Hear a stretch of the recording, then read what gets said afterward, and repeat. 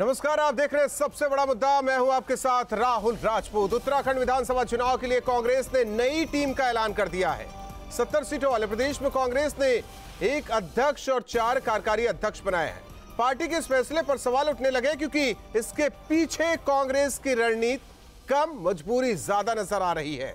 क्योंकि विधानसभा चुनाव से पहले कांग्रेस उत्तराखंड में पंजाब जैसे हालात पैदा नहीं करना चाहती, इसीलिए पार्टी के इस फैसले को असंतुष्टों को साधने की कोशिशों के नजरिए से देखा जा रहा है।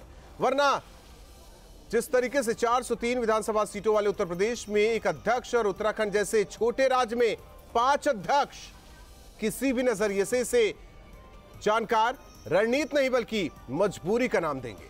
आज सबसे बड़ा मुद्दा में हम इसी पर चर्चा करेंगे, मेहमानों से बातचीत करेंगे, लेकिन उससे पहले एक रिपोर्ट।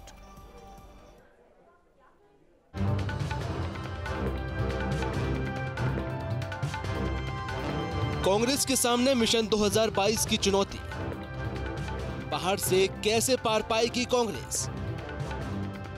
उत्तराखंड में कांग्रेस की नई टीम के ऐलान के बाद ये सवाल उठने लाजमी है, क्योंकि 70 सीटों वाले उत्तराखंड में कांग्रेस ने एक अध्यक्ष के साथ 4 कार्यकारी अध्यक्ष बना दिए हैं। यही तस्वीर पंजाब में नजर आई, जहां 117 विधानसभा सीटों वाले पंजाब में अध्यक्ष के साथ 4 कार्यकारी अध्यक्ष बना दिए गए हैं। लेकिन 403 विधानसभा सीटों वाले यूपी का जिम्मा मात्र एक अध्यक्ष को दिया गया है। ये क्या असंतुष्टों को मनाने की कवायद भर है? इस पर बीजेपी भी अब सवाल उठा रही है। 12 सदस्य विधानसभा में थे, 11 ग्रुप थे। आज भी 4 बनाने के बाद भी एक ने इस्तीफा देने की पेशकश कर दी। 9 प्रभाज्य असंतुष्ट हैं, कई असंतुष्ट सामने आ गए हैं। तो मैं समझता हूँ कि इस प्रकार के वातावरण में जब जनता ने उस विश्वास को प्राप्त नहीं किया, जनता के उस विश्वास को इन्होंने तोड़ा है, तो मैं समझता हूं कि कहीं ना कहीं आज कांग्रेस एक विपक्ष के तौर पर पूरी तरह फेल है। उत्तराखंड में नई टीम का ऐलान, रणनीति या असंतुष्टों को मनाने की कोशिश। उत्तराखंड में अपनी सियासी जमीन तलाश रही आम आदमी पार्टी भी यही सवाल कांग्रेस से पूछ रही है। इंदिरा देश जी की मृत्यु हो गई, जो इंदिरा देश जी नेता प्रतिपक्ष थी। कांग्रेस में सिर्फ 10 विधायक दिल्ली गए, 15 दिन लगे, महीना लगा, सवा महीना लगा उन्हें एक अदद नेता प्रतिपक्ष चुनना था। लेकिन क्या हुआ, कांग्रेस के प्रदेश अध्यक्ष ही बदले गए और 5 प्रदेश अध्यक्ष बना दिए हैं। उत्तराखंड और पंजाब में कांग्रेस की नई टीम के ऐलान के बाद पार्टी की रणनीति पर सवाल उठने लगे हैं, क्योंकि दोनों राज्यों में पार्टी की ये चुनावी रणनीति कम, असंतुष्टों को मनाने की कोशिश ज्यादा नजर आ रही है। Team news state. और ऐसे में कई सवाल उठ रहे हैं, रणनीति या असंतुष्टों को मनाने की कोशिश। पहला सवाल तो सबसे बड़ा मुद्दा में पहला सवाल है, रणनीति या संतुष्टों को मनाने की कोशिश है। ये नई टीम पहाड़ की चुनौतियों से पार पाएगी, क्योंकि 1-2 चुनौती नहीं, पहाड़ में कई चुनौतियां, तो नई टीम पहाड़ की चुनौतियों से पार पाएगी। मिशन 2022 से पहले गुटबाजी में फंसी कांग्रेस, क्योंकि कई नेता नाराज हैं। उत्तराखंड कांग्रेस की खींचतान कब खत्म होगी, क्योंकि लगातार देखा जा रहा है क्या हरदा ने दिखाया पावर गेम? ये अहम सवाल है। और हमारे साथ मेहमान जुड़े हैं सबसे बड़ा मुद्दा में। सबसे पहले परिचय करवा देते हैं, शादाब शमसी, प्रवक्ता बीजेपी हमारे साथ जुड़ चुके हैं। अमित जोशी जी, उपाध्यक्ष आम आदमी पार्टी उत्तराखंड। गर्मा दसौनी जी, प्रवक्ता कांग्रेस हमारे साथ जुड़ रही हैं। आप सभी मेहमानों का स्वागत है। साथ ही साथ सुरेंद्र असीला हमारे साथ सहयोगी देहरादून से जुड़े हैं। गर्मा जी, कई नेता नाराज नजर आए। दिल्ली से जब लौटे तो सब खुश हैं कि किसी के चेहरे पर शिकन है अभी भी, क्योंकि नवप्रभात जी के चेहरे पर नाराजगी दिखाई दे रही है।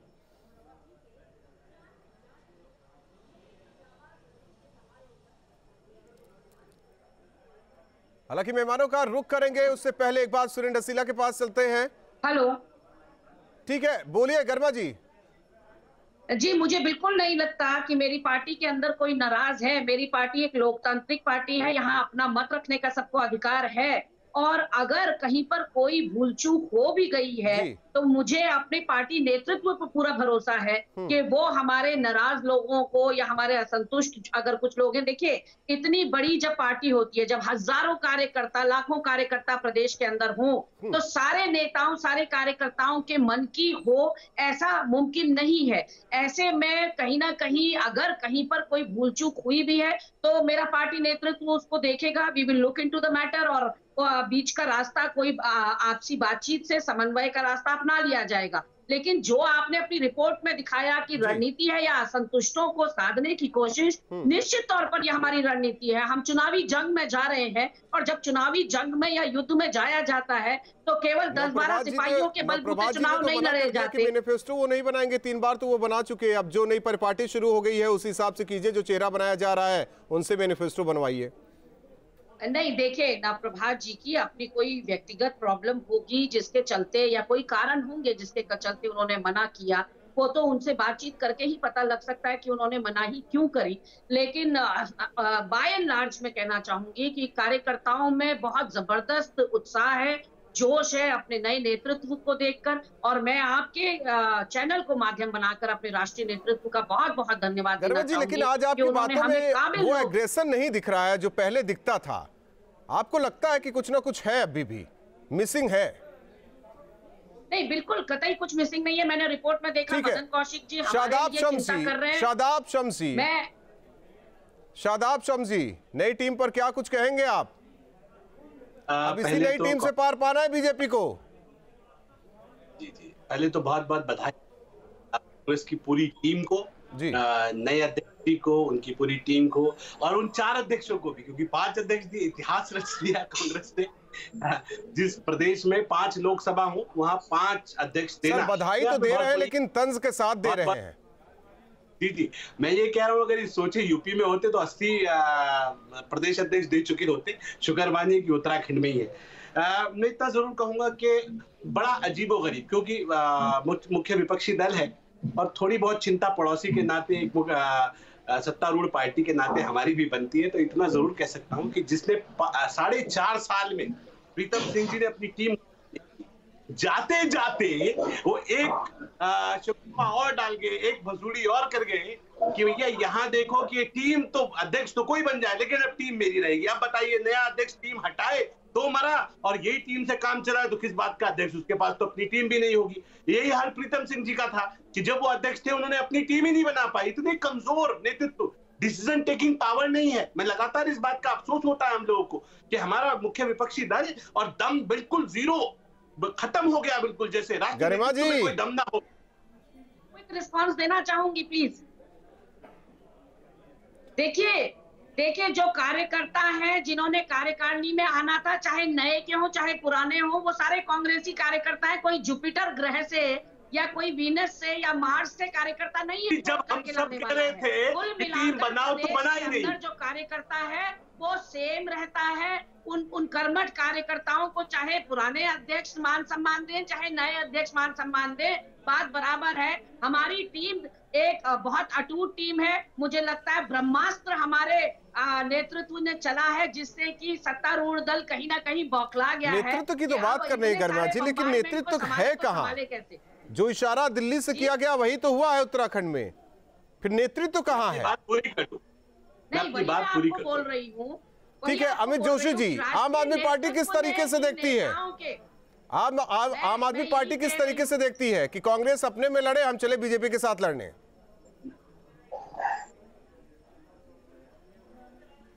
अमित जी, आवाज आ रही है आपको? सुन पा रहे हैं आप? रुक करेंगे अमित जी का। हमारे साथ सुरेंद्र लगातार बने हुए हैं। सुरेंद्र, अब आपसी कला सुलझाया जाए या बीजेपी से लड़ा जाए? क्योंकि न्यूज स्टेट से खुद जुड़ते हैं नवप्रभात जी और ये कहते हैं कि हमें नहीं करना है ये मैनिफेस्टो वाला काम, आप जिससे करवाना हो करवा लीजिए। तो कैसे कहें कि असंतुष्ट नहीं है नेता, उन्हें संतुष्ट करने की कोशिश की गई है या ये रणनीति का एक हिस्सा है?